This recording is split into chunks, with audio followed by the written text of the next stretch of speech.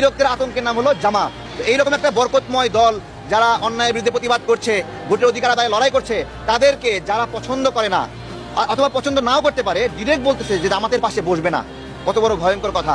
তারা খুনির পাশে বসতে পারে, ধর্ষকের পাশে বসতে পারে, অপরাধীর পাশে বসতে পারে, কিন্তু জামাতের পাশে বসা যাবে না। কত বড় চিন্তা করেন! আমার বুদ্ধির বয়সে আমি জামাতকে এমন কোনো ভয়ঙ্কর অপরাধ করতে দেখি নাই যে কারণে আমি জামাতকে ঘৃণা করবো। আমরা দেখি নাই। আমরা যেটা দেখেছি, সুনামগঞ্জে, সিলেটে যখন ত্রাণ বিতরণ আমি করেছি, আমার পাশাপাশি জামাতের কর্মীরা ছিল, দেখলাম আমি একদিকে করতেছি, তার একদিকে করতেছে। হিন্দু পল্লীতে কেউ ত্রাণ নিয়ে যায়নি, আমি ত্রাণ নিয়ে গিয়েছিলাম। আমি যাই দেখি জামাতের কর্মীরাও সেখানে দিচ্ছে। তাহলে এত স্বেচ্ছাসেবক, এত ভলেন্টিয়ার, তারা হিন্দু পল্লীতে গেল না, সুনামগঞ্জে, সাল্লা, দিরায়ে, কিন্তু আমি গেলাম, জামাতের কর্মীরা গেছে। তার মানে কি? তার মানে জামাতকে যে মৌলবাদী বলে, সাম্প্রদায়িক বলে, এটা ভুল কথা। বাংলাদেশের অন্য ধর্মের সংখ্যালঘুদের বিপদে আপদে সবার আগে আগে আছে জামাত, এবং সংখ্যালঘুদের উপর সবচেয়ে বেশি নিপীড়ন করেছে আওয়ামী লীগ। আপনি সাল্লা, দিরাই অথবা নাসিরনগর, এই যে রংপুরে সৈকত ছাত্রলীগ নেতা ডিরেক্ট আস্ত ঘর, 20টা ঘর পুরাই দিছে। কত বড় ভয়ঙ্কর! ছাত্রলীগের নেতা একবার আস্ত ঘর পুরাই দিছে হিন্দুদের।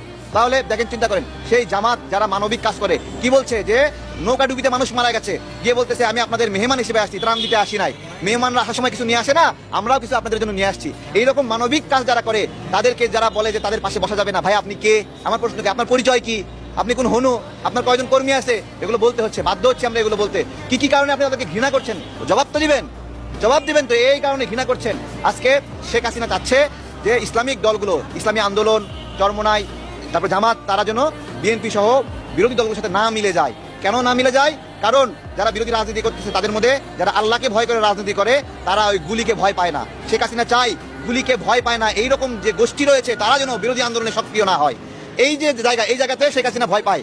তাহলে শেখ হাসিনা চাচ্ছে জামাত, ইসলামী আন্দোলন না মিলে যাক। আবার আমাদের বিরোধী দলের মধ্যে 2-1 জন বলতেছে ইসলামী আন্দোলন, জামাত, তারা আমাদের সাথে না মিলুক। তাহলে তারা কি শেখ হাসিনার ইচ্ছা বাস্তবায়ন করছে?